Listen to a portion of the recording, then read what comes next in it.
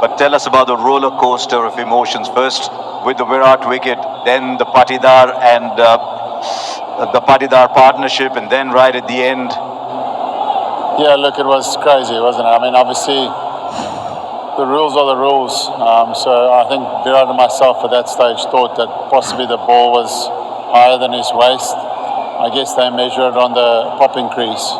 So you'll always have in those situations, you'll have one team that's happy and one team that doesn't feel like it's quite the right decision, but that's just the other game work. And then the partnership was unbelievable. I thought the way they played, to get close to 220 takes a hell of an effort to get there. I felt like you could see just towards the end there was perhaps a little bit of, when you haven't won games in a while, just that clarity. I felt like we got really nice and close to the game there.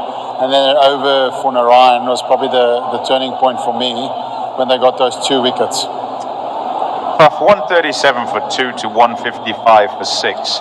Is it the modern way to just keep going at it?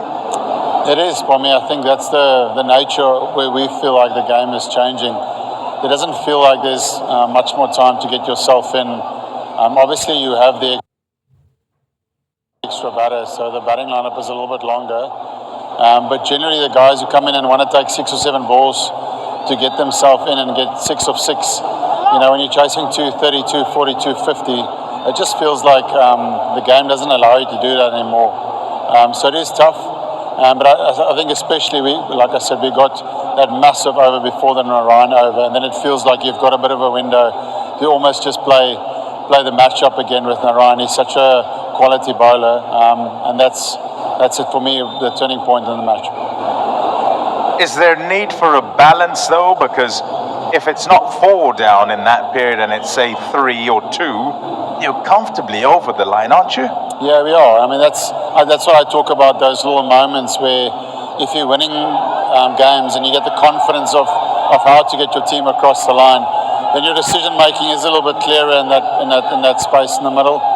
But I mean, I feel like really proud actually today of the boys. The way that we fought in the field, I thought for the first time in this competition, even though the scoreboard says 230, I mean, there was a couple of big overs towards the end, but just a lot of fight out there. Everyone is trying really hard to make sure that we keep them to a total that we felt was defendable, and we did. At the halfway stage, we thought that was a pass score, and we wanted to try and attack that power play, which I think in the power play you have to do it. I think when the field is up, you have to try and maximise as many runs and even be okay with losing 2 or 3 wickets. But you're right, Pom. There's a space in the middle there where you could look at the scoreboard and see what you need to do. Just the last one for you. Emotions were swaying like they were on a yo-yo, but for the fans as well, it must be very, very tough. So if you could explain what it meant to you, to your fans. No, we as desperate. You could see the emotion on our faces, and that's why I'm saying I'm really proud today out there. You could see the guys were really putting their bodies on the line in the heat. 10 out of 10 from an effort perspective. So we are just as desperate to try and get ourselves back to winning ways, and obviously the fans deserve that as well. We've got an unbelievable fan base that follow us everywhere we go in the country. The RCB chant is always the loudest. So that's why it's so hurting for us. We would desperately want to make sure we make the fans proud in the way that we play. I'm almost sorry for doing this interview with you, Faf, but I guess it's what it is. Thank you for joining us. It is what it is. Thanks, bud. Thank you.